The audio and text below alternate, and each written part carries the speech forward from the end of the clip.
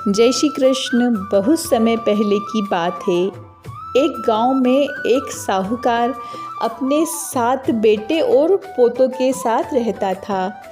साहूकार ने गांव में एक तालाब भी बनवाया था, लेकिन 12 वर्षों तक भी वह तालाब भर नहीं सका। तब परेशान होकर साहूकार कुछ विद्वान पंडितों के पास गया और उसने पूछा कि इतने सालों में भी मेरा तालाब क्यों नहीं भर सका। तब पंडितों ने कहा कि यदि तुम अपने बड़े बेटे या बड़े पोते की बलि दोगे तो तालाब भर जाएगा। तब साहूकार ने पंडितों की बात मान ली और अपनी बड़ी बहू को पीहर भेज दिया। साहूकार की बड़ी बहू हमेशा बच बारस का व्रत किया करती थी। बड़ी बहू के जाने के बाद साहूकार ने चुपचाप अपने बड़े पोते की बलि दे दी और जैसे ही पोते की बलि दी गई वैसे ही घंघोर मेघ बरसे और तालाब पूरा भर गया।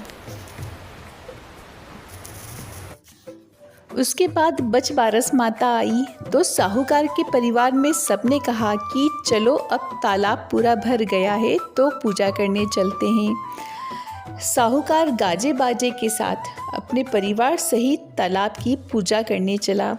जाते जाते वह अपनी दासी से बोल गया कि गेहूला और धानुला पका लेना, मतलब कि चने और मोठ को पका लेना। पर साहूकार की दासी समझ नहीं पाई, क्योंकि साहूकार की गाय के बछड़े का नाम भी गेहूला और धानुला था। तो साहूकार की दासी ने गाय के बछड़े को ही पका लिया। अब साहूकार जब तालाब पे पहुंचा तो उसकी बड़ी बहू भी तालाब की पूजा करने आ गई।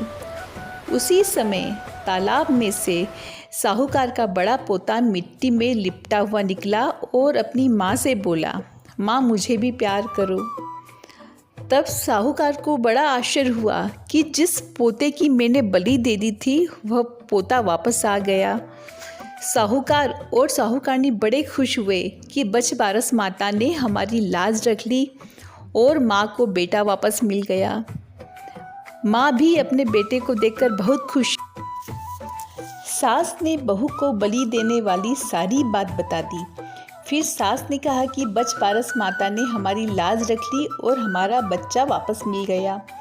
तालाब की पूजा करने के बाद जब साहूकार का परिवार घर वापस गया तो उन्होंने देखा कि बछड़ा नहीं था।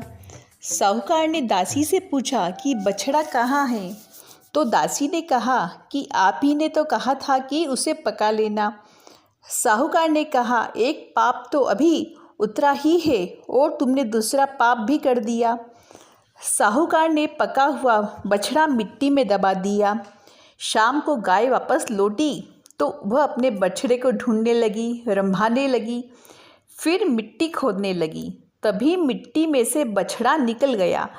साहूकार को पता चला तो वह भी बछड़े को देखने लगा।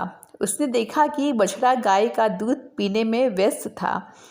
तब साहूकार ने पूरे गांव में डोंडी पिटा दी कि हर बेटे की माँ को बच बारस का व्रत करना चाहिए। हे बच बारस माता, जैसे साहूकार की बड़ी बहू को उसका बेटा वापस दिया वैसे ही सभी के बेटे को अच्छा रखना माँ।